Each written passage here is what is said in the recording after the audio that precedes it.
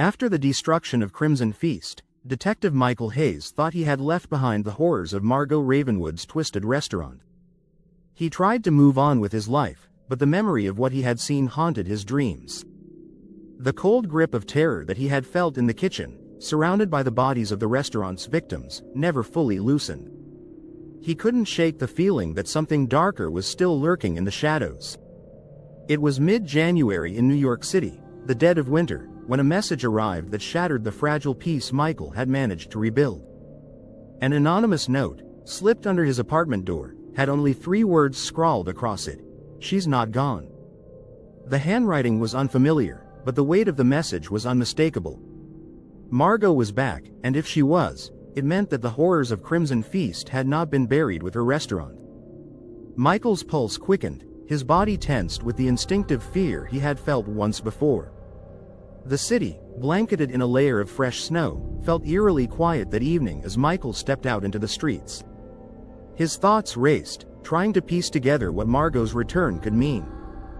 The last time they'd faced each other, she had been consumed by her own madness, a puppet to some unseen force. But if she was alive, and if the note was true, she was no longer a simple psychopath. Something far more dangerous was unfolding. 3 days after the note, a black car appeared outside his apartment. The man who knocked on Michael's door wore a government badge, his face as cold and unreadable as the winter air. Without explaining why, the man ordered Michael to follow him. They drove in silence, through the back streets of New York, leaving the city behind until they reached an industrial complex on the outskirts. Inside the facility, Michael was led into a windowless room where several stern-looking officials waited for him. The atmosphere was tense, as though something monumental was about to be revealed. The highest-ranking official, a man with silver hair and a permanent frown etched into his face, began to speak in a low, gravelly voice. "Margot Ravenwood is alive," he said. The words hit Michael like a punch to the gut. "But it's worse than that. She's not alone." The officials explained that Margot had been a part of something far larger than anyone had realized. Crimson Feast had not just been a deranged culinary experiment, it was a government-backed operation, an insidious test using food as a vehicle for psychological control. For years, a secret division had been conducting research into the manipulation of the human mind, seeking ways to control entire populations without them ever realizing it. Margot, with her twisted skills and depraved mind, had been one of their most successful assets.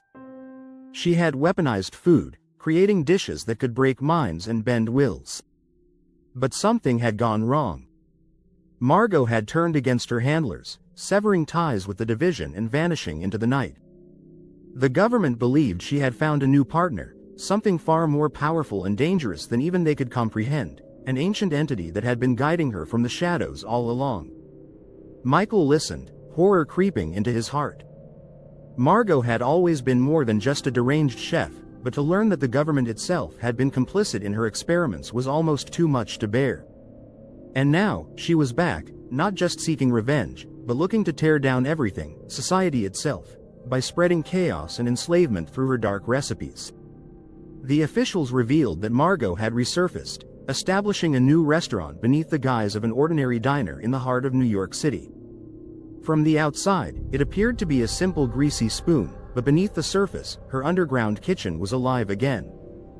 This time, she wasn't simply serving food laced with dark magic. She was creating a concoction that could completely erase free will. On January 20, 2024, Michael was sent undercover to the diner. As soon as he walked through the door, he could feel the oppressive energy in the air. There was a weight to the place, an invisible hand pressing down on his chest. The patrons around him looked ordinary enough, construction workers, tourists, and office workers grabbing a bite to eat. But there was something wrong about them. Their movements were too synchronized, their expressions too vacant. It was as if they were sleepwalking through their lives. Michael took a seat at the counter, pretending to be just another customer. As he waited for his order, he noticed a door at the back of the diner, slightly ajar. Through the crack, he could see a dimly lit staircase leading down.